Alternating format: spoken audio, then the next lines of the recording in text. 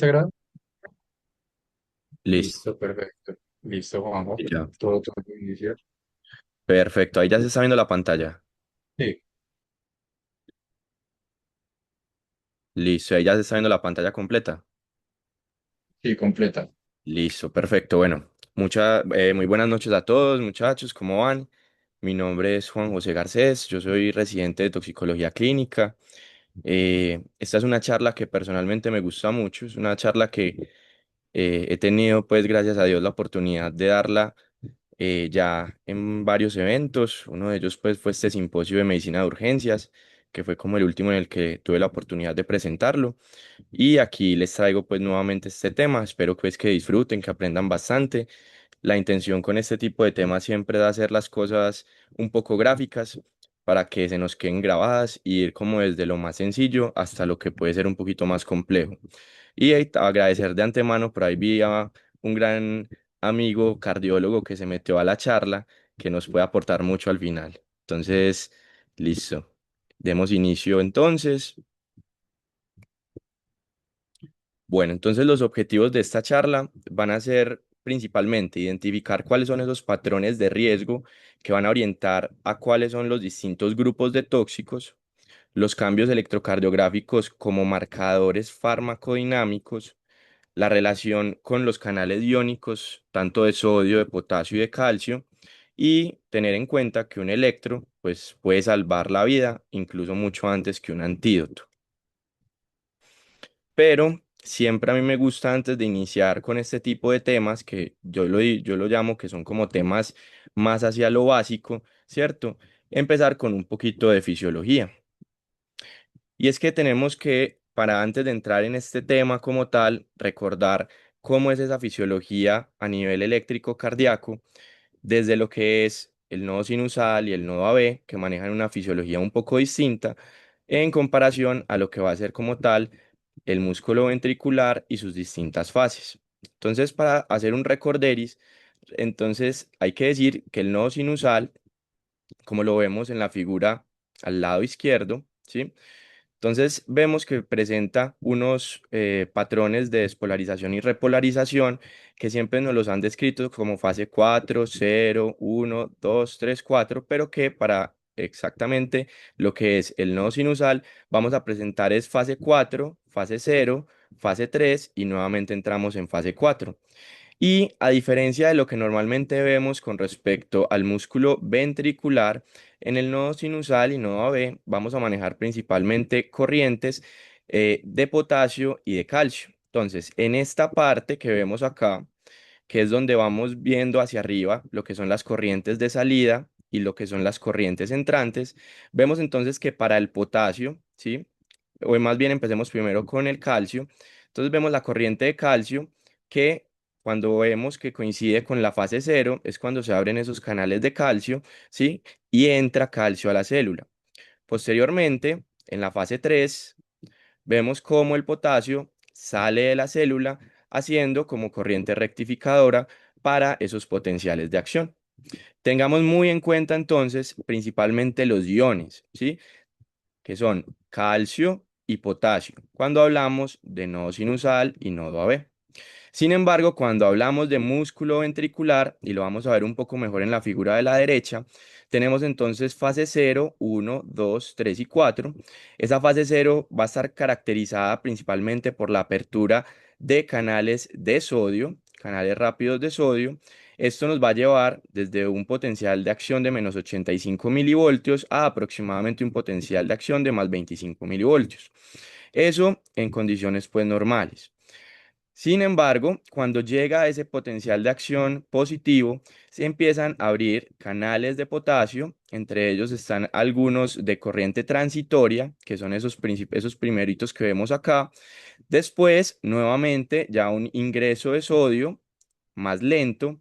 Los canales de calcio se abren y es lo que me va a terminar formando la meseta de este potencial de acción, ¿sí? Y finalmente, ya terminando la fase 2 y empezando la fase 3 es donde tenemos la apertura de los canales rápidos de potasio, después los canales ultra rápidos, perdón, después los canales rápidos y después los canales lentos.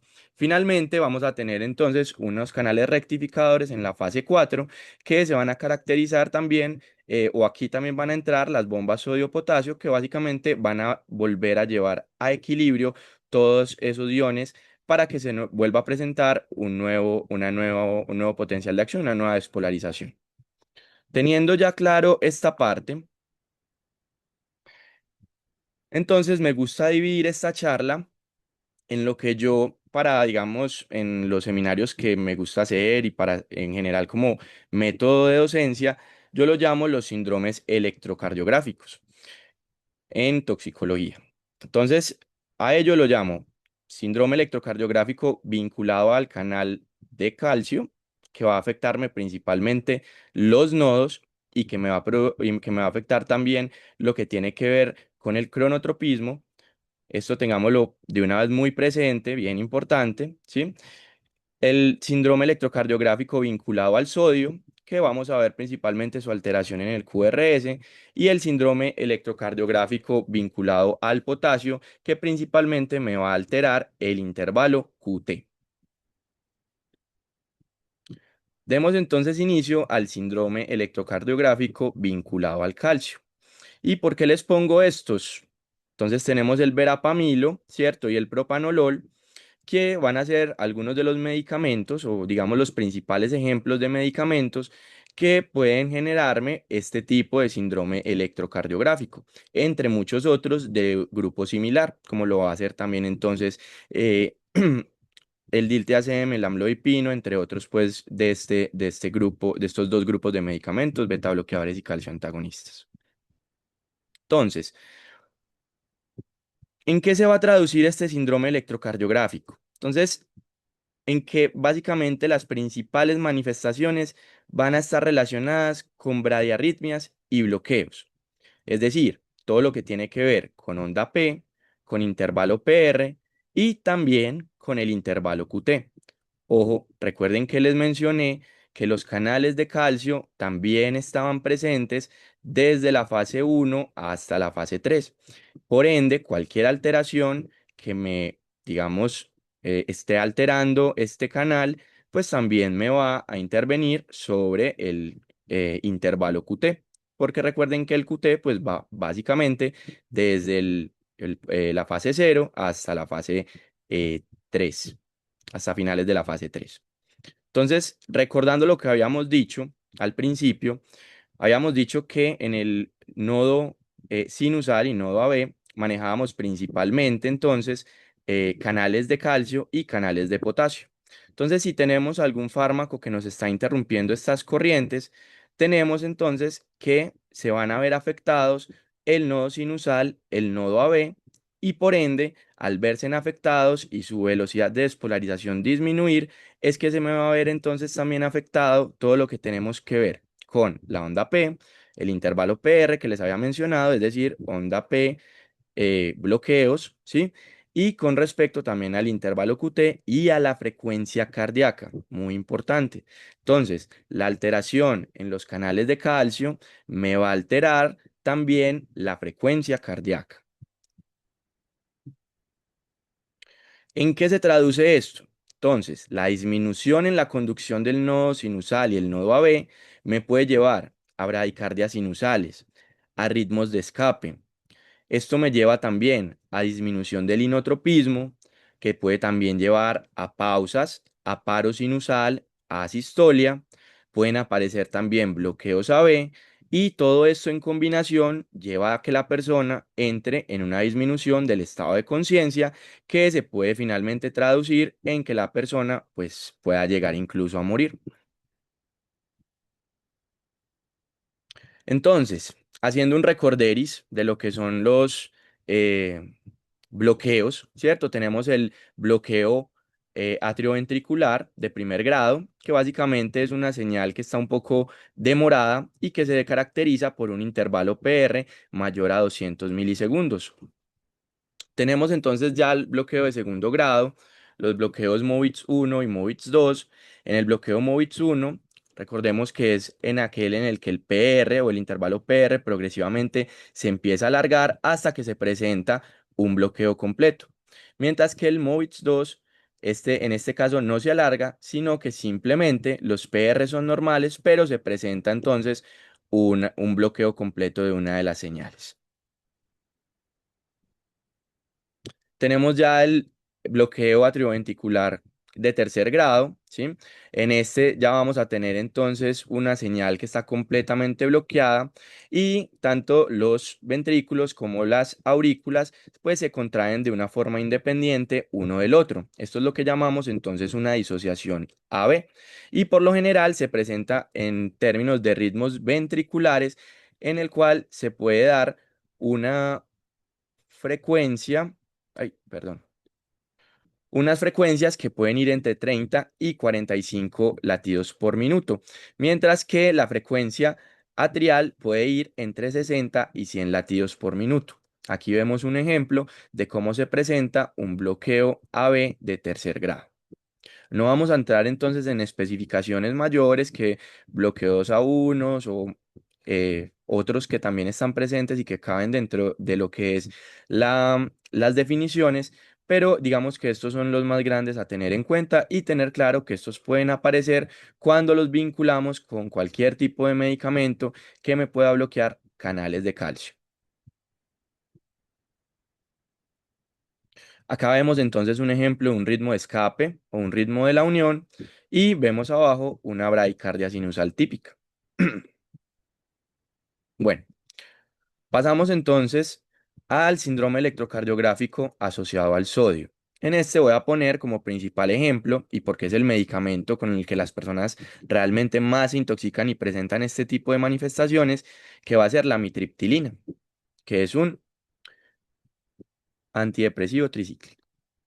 Bueno, entonces acá nuevamente volvemos a esa fisiología que les había mencionado, pero acá un poco más gráfico. Vemos entonces cómo se presenta ese, ese potencial de acción y esos potenciales de acción en el cual vemos nuevamente fase cero, fase uno, 2, 3 y 4, pero en este caso, cuando tenemos un bloqueo en los canales de sodio, lo que estamos viendo es una demora en el tiempo en el cual esa señal se va a traducir para esos canales de sodio. Es decir, en este caso vemos que normalmente es una pendiente inclinada, esos canales rápidos de sodio que van a tender a aumentar esos milivoltios dentro de la célula al salir de la célula, al entrar a la célula, perdón, pero en este caso lo que va a pasar es que este sodio va a entrar de una forma más despaciosa. Entonces, por ende, esa fase cero tiende a extenderse en el tiempo. No mucho, obviamente, pero tiende a extenderse y eso en lo que se va a traducir cuando lo vemos en un electrocardiograma normal es una prolongación del QRS que dependiendo de donde lo leamos podemos encontrar distintas bibliografías. Digamos que para los cardiólogos un QRS ensanchado por lo general es por encima de 120 milisegundos, pero digamos que en toxicología, por algunos estudios viejitos que se hicieron, se ha visto una relación directa entre un QRS mayor de 100 milisegundos con la aparición de convulsiones. Recuerden que nosotros tenemos canales de sodio no solamente a nivel cardiovascular, sino también a nivel cerebral. Y estos se van a ver afectados con mayor premura que los que van a alterarse a nivel cardiovascular. Entonces, para que nos llevemos como lección, y es que normalmente si vemos asociado a una intoxicación por un medicamento que potencialmente me puede bloquear canales de sodio, tener en cuenta entonces que eh, el QRS mayor de 100 se me va a relacionar con convulsiones, mientras que QRS por encima, dependiendo de dónde lo leamos, de 120 en algunas literaturas, en otras literaturas 160, va a estar relacionado con la aparición de arritmias ventriculares que pueden llevar a la persona a la muerte. Abajo lo que vemos es la estructura de los distintos canales de sodio. Existen varios tipos, cuatro tipos, todos con unos dominios y esos dominios en los cuales muchas de las toxinas de, digamos, ya sea tanto animales como vegetales pueden actuar.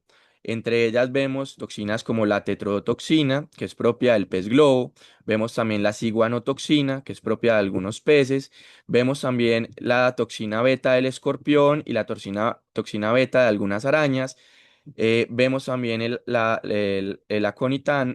acónito, ¿sí? La batracotoxina, que es propia de algunas especies de plantas del género Azalea. eh, los piretroides, que actúan también sobre el canal tipo 4 y también sobre el canal tipo 4 actúan en el sitio 3 la toxina alfa del escorpión y de algunas anémonas tóxicas a nivel marino. Conocemos entonces muy bien los tricíclicos y creo que es el ejemplo que nos ponen a todos en nuestras clases de tóxico, pero entonces, ¿cuáles más o qué otros grupos de medicamentos también pueden generarme bloqueo en los canales de sodio?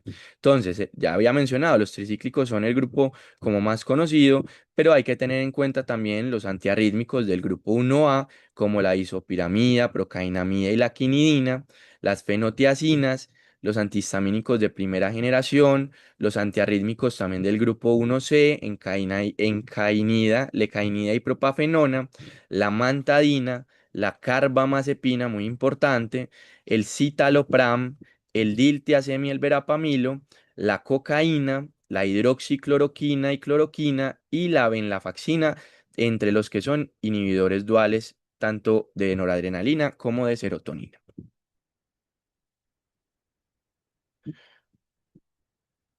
Ay, perdón. Bueno, entonces, lo que les mencionaba, tenemos que para el corazón, que para el cerebro normalmente nos mencionan una prolongación del QRS de 100 milisegundos. Y para el corazón es variable, pero también de 160 milisegundos. Tengamos muy claro que este tipo de manifestaciones, tanto cerebrales como cardiovasculares, por lo general se van a presentar en las 6 primeras horas posteriores a la ingesta. Es completamente anormal. Es algo supremamente raro que después de haber pasado 6 horas, después de que una persona se tomó un medicamento con potencial de bloqueo de canales de sodio, vaya a presentarme cualquier tipo de manifestación asociada. Es por eso la importancia de que en esas 6 primeras horas podamos hacer la mayor cantidad de intervenciones posibles con respecto a este tipo de pacientes. Entonces, que se tomó y que ya pasaron 6 horas y apenas llegó y no tiene nada, pues ya lo más probable es que no va a presentar ningún tipo de manifestación. Eso no quita que igual le tengamos que hacer los exámenes básicos que se le debe hacer a prácticamente casi cualquier paciente intoxicado, en el cual el electrocardiograma siempre va a ser prácticamente un signo vital más. Entonces, la desviación del eje la desviación del eje a la derecha lo que nos va a marcar es una probabilidad pretest de hasta el 66% de que se puedan presentar también manifestaciones arrítmicas asociadas. Las convulsiones aparecen hasta un 33% y los niveles séricos del fármaco realmente nunca van a tener un valor predictivo. Estos fármacos, al tener una alta unión a proteínas, por lo general su farmacocinética tiende a ser un poco errática, en especial cuando se trata de sobredosis. Entonces no es algo que nos vaya a servir o para tener a la mano, em, digamos, de forma, no va a ser, digamos, útil clínicamente para tenerlo a la mano.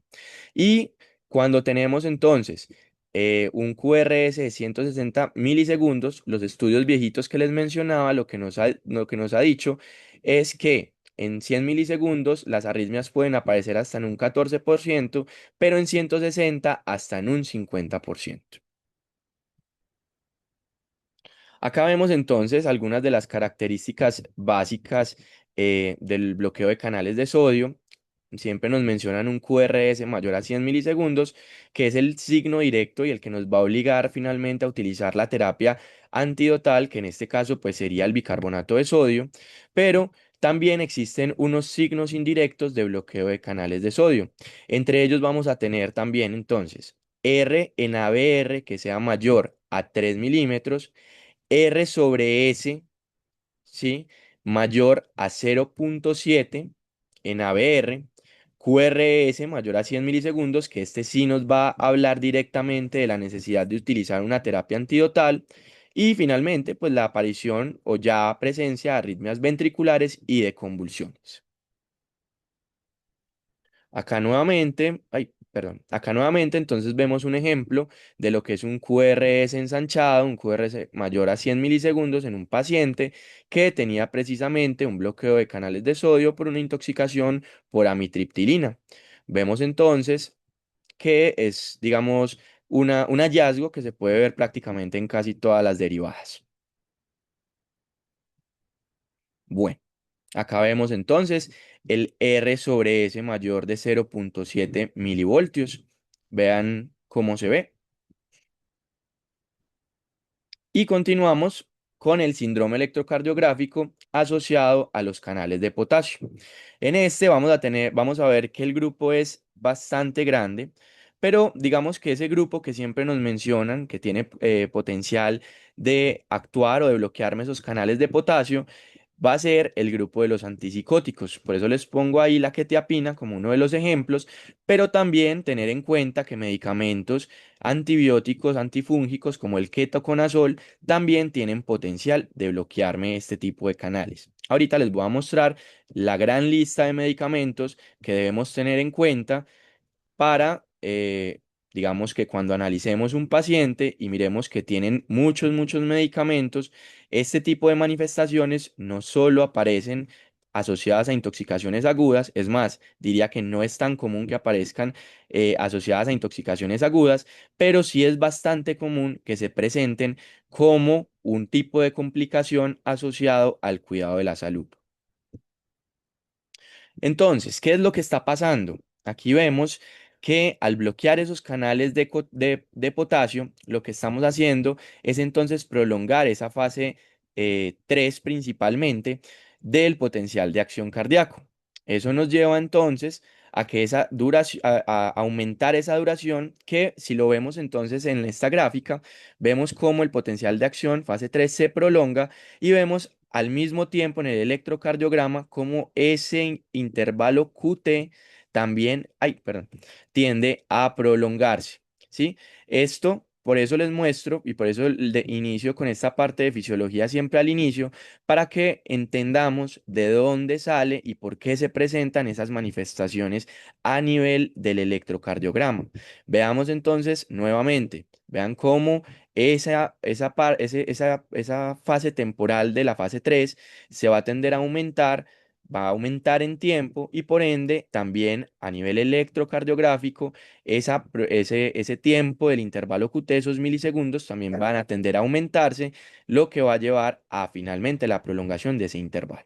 Entonces, ¿qué pasa? Bloquea las corrientes rectificadoras de potasio salientes. Eso va a conducir a disminuciones del flujo saliente de potasio durante fase 2 y 3 del potencial de acción. Entonces, el aumento del intervalo QT va a llevar a alteración en la repolarización ventricular y formación o facilita focos ectópicos ventriculares que van a disparar y se pueden desencadenar arritmias. Sabemos que la principal arritmia relacionada con este tipo de manifestación va a ser la arritmia de puntas torcidas. Causas. Entonces, como les mencionaba, no va a ser simplemente por intoxicaciones agudas. También se puede presentar asociada a distintos fármacos, que ahorita se los voy a mencionar algunos, anormalidades congénitas de la persona, alteraciones hidroelectrolíticas, enfermedades cardiovasculares y todos juntos al mismo tiempo. O sea, no solamente van de cada uno por su lado, sino que una persona puede presentar varios al mismo tiempo.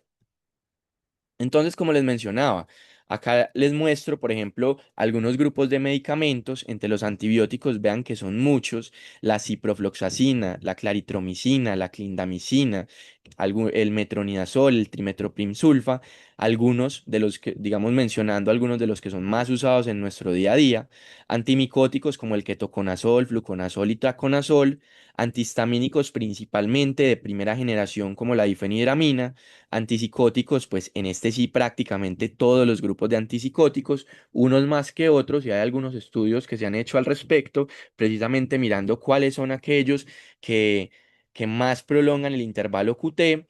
Se determinó por estos estudios que la ziprasidona realmente es el que más lo prolonga, pero también medicamentos como la quetiapina, la olanzapina y la clozapina, que son muy usados en nuestro medio y que son muy usados en el día a día de pacientes psiquiátricos, pues también tienden a tener prolongación del QT y no solo del QT, sino que también bloquean canales de sodio, es decir, son bloqueadores de canales de sodio y de potasio. Los antidepresivos como la fluoxetina, la venlafaxina, la amitriptilina, la moxapina, desipramina y todo el resto de tricíclicos, antiarrítmicos de la clase 1A, 1C y 3, y otros como la metoclopramida, el tacrolimus, el ácido valproico, la carbamazepina, el litio, otros también utilizados a nivel de neurología como el sumatriptán, naratriptán y en oncología como el tamoxifeno también tienen potencial de prolongar el QT. Y otros también utilizados un poco más en anestesia o por nosotros, como el fentanilo y la metadona, que importante, muy importante, son medicamentos que pueden prolongar mucho el intervalo QT. Y finalmente, tóxicos, digamos de los tóxicos más tradicionales, venenos o digamos plaguicidas como el organofosforado y los carbamatos, el fluoracetato de sodio e intoxicaciones por metales pesados y por arsénico. Entonces, vean que les mostraba en las anteriores que eran un grupo enorme de medicamentos, pues acá pueden ver realmente una lista un poco más completa y ven que realmente son demasiados. Entonces, digamos, el llamado hoy es a tener en cuenta esto siempre a la hora de analizar un paciente. Cuando vemos un paciente que tiene muchos medicamentos, ya sea hospitalizado o por consulta, de darnos un momentico para recordar un poquito de cuáles son esos que nos pueden estar prolongando el QT y tener en cuenta que probablemente un paciente que tenga más de 3 4 medicamentos con potencial de bloqueo de QT, deberíamos entonces al menos, digamos como por práctica de seguridad, mandar un electrocardiograma para la siguiente consulta para mirar realmente qué tanto se está prolongando y en caso tal de que haya prolongaciones mayores de 500, es una persona que es candidata a una medida, entre comillas, antidotal, que sería el sulfato de magnesio. Digamos que con esto, y a la hora de calcular el QT, y siempre me gusta meter esto dentro de esta charla, y es que realmente de las bibliografías de donde lo leamos, esto puede cambiar. Hay algunas bibliografías que pueden decir que el intervalo QT o el QT normal en un hombre va hasta 430 a 450, que en niños es entre 440 y 460 y que las mujeres pueden ir hasta 470. Realmente la variación en esto es mucha en la bibliografía. A mí me gusta casarme digamos, con algunos em, datos, ¿cierto? A mí me gusta decir que para los hombres es 440, para las mujeres 460 y para los niños 450. Digamos que me queda a mí un poco más sencillo de recordar, pero lo más importante siempre es tener en cuenta que un intervalo QT corregido mayor de 500 es eh, indicativo de que debemos de ponerle sulfato de magnesio a este paciente con el fin de corregir este intervalo QT y de que evitar de que se presente una arritmia ventricular polimórfica. Determinar el QT corregido es muy importante y para eso existen varias fórmulas. Siempre nos han mencionado la fórmula de Bassett como la fórmula a utilizar para prácticamente todo, pero nuevamente les menciono que de esto se han hecho varios estudios y se ha visto que la fórmula de Bassett, digamos que es indicada o es, digamos, mejor o tiene mejor rendimiento a la hora de calcular un QT corregido cuando la frecuencia cardíaca del paciente se encuentra en una frecuencia sinusal, es decir, entre 60 y 90 latidos por minuto. Sin embargo, se ha visto que cuando la utilizamos para frecuencias cardíacas, ya sea menores de 60 o mayores de 110, ese tipo de, digamos, esa fórmula de Bassett va a tender a sub o sobreestimar realmente el riesgo en cuanto a ese intervalo QT. Entonces, para esto hay otras fórmulas que tienen un mejor rendimiento. Digamos que esos estudios nos han dicho que la fórmula de Hodge y de Framingham son mejores cuando tenemos frecuencias cardíacas menores de 60 y por el contrario, la fórmula de Friederica va a ser la que mejor nos va a servir cuando tenemos una frecuencia cardíaca por encima de 100. Eh, y que nuevamente les menciono que esto está relacionado entonces con el desarrollo de arritmias ventriculares polimórficas, como la de puntas torcidas. Aquí vemos entonces, por ejemplo, un QT de 600 milisegundos y vemos abajo un ejemplo de lo que es una taquicardia ventricular polimórfica de tipo puntas torcidas. Bueno, entonces hay que tener en cuenta cuando analizamos un paciente que tenga digamos, esté bajo el efecto o esté, digamos, en tratamiento con medicamentos que potencialmente me puedan bloquear canales de potasio, hay unos factores de riesgo que me pueden también precipitar a que esa persona con mayor facilidad me llegue a QTs corregidos mayores de 500. Entre eso, pacientes de sexo femenino, pacientes que tengan hipocalemia, pacientes que tengan hipomagnesemia e hipocalcemia. Esto relacionado con lo que ya les había mencionado. Recuerden que el potasio y el calcio y el magnesio también van a tender a actuar sobre esos potenciales de acción asociados al nodo AB y al nodo sinusal. Las altas concentraciones y que van a actuar también sobre la fase 2 y 3 del potencial de acción. Las altas concentraciones séricas del medicamento involucrado, en este caso, digamos que eh, no siempre va a ser algo que vamos a tener a la mano, digamos que esto es algo más que van a tener a la mano en hospitales de primer mundo, pero ellos también lo mencionan. El déficit de tiamina, los pacientes alcohólicos o los pacientes desnutridos en general, bradicardias o pacientes que ya tengan algún tipo de alteración de la conducción cardíaca y pacientes desnutridos como ya les había mencionado. Acá les dejo entonces, si quieren le pueden tomar pues fotico a la pantalla o como quieran, un algoritmo que es un algoritmo pues acortado del EKG en el paciente intoxicado. Es como una forma, digamos, de enfoque que me gusta a mí y que tal vez les pueda ser útil a ustedes en su práctica diaria cuando, digamos, no se acuerden bien de alguna de estas cosas que se hablaron hoy, porque yo sé que pues igual es un tema que puede ser engorroso y que, digamos, en tan poco tiempo y así de primera mano no se puede coger de una, pero que esto les puede quedar a ustedes para que lo puedan consultar cada vez que lo necesiten o que lo puedan estudiar cada vez que lo necesiten estudiar. Entonces, si quieren, le toman fotico, igual eso va a quedar grabado. Em,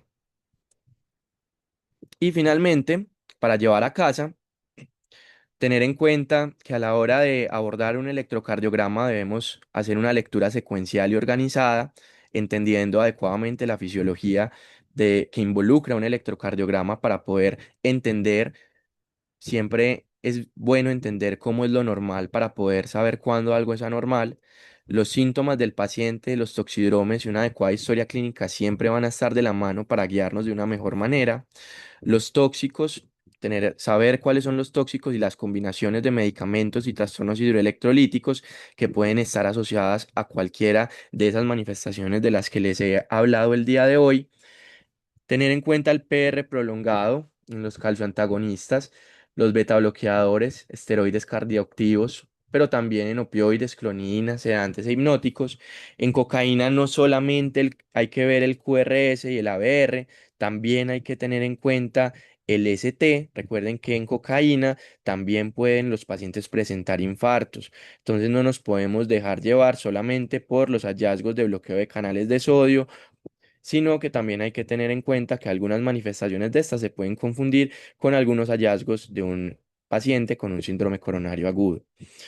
Los organofosforados están muy relacionados con los QTs prolongados, esto debido a que los organofosforados al generar un toxidrome colinérgico van a tender a reducir la frecuencia cardíaca y el mayor riesgo de que se presenten las arritmias polimórficas ventriculares va a ser cuando tenemos una prolongación del QT corregido asociada a una bradicardia. Y el paro en el paciente intoxicado con TB monomorfa siempre considere la lidocaína, el bicarbonato y el bicarbonato, y cuando es polimórfica, el magnesio. Esto era básicamente lo que les traía para hoy. Pues muchas gracias. Espero pues que les haya gustado, que les haya quedado, que la puedan recordar y que si no, ahí les quedó ese pequeño algoritmo que les puede ayudar a a estudiarlo de una forma más sencilla, o al menos pues para mí digamos que estudiar eso me lo ha hecho un poco más sencillo. Eso es todo. Y si tienen preguntas, pues nada, estoy atento a lo que me quieran decir.